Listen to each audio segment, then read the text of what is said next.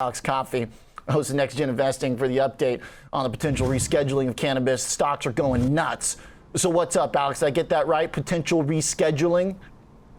Yeah, so basically Oliver, the U.S. Health and Human Services Department basically is recommending, and this is after conducting a scientific review that was issued as a part of a directive from U.S. President Joe Biden to the Drug Enforcement Administration to reschedule cannabis from Schedule 1 to Schedule 3. So there's going to be obviously, potential fallouts in that, right? But when it comes to the actual businesses themselves, the most critical piece of this is that there's a fairly onerous 280E exception essentially within the U.S. tax code that really inhibits these businesses, and it doesn't allow them any credit or deduction within their business. If they're moved from Schedule 1 to Schedule 3, they won't face that anymore. So companies such as Alliance Global comment on how that would be obviously critical as not only a step forward for the industry as a whole, but it's going to be a meaningful potential catalyst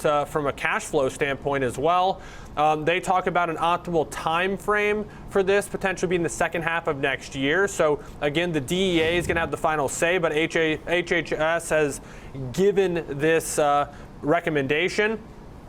Stiefel also weighed in as well.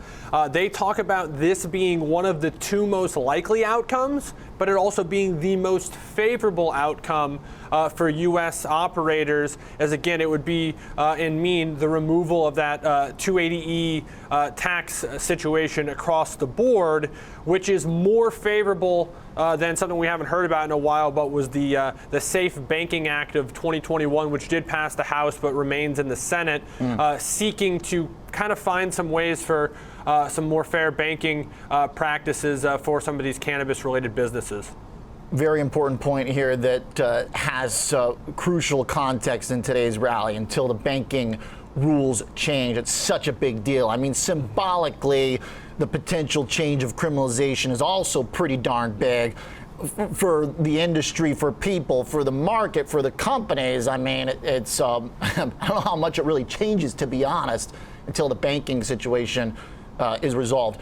I wonder which is more of a sure thing without actually being a sure thing this week, a Bitcoin ETF or pot legalization. It's like both of these things taking big strides in the direction that the proponents want, but not actually there yet. So good context, good report. Thanks for getting it straight for us, Alex Coffey, host of Next Gen Investing.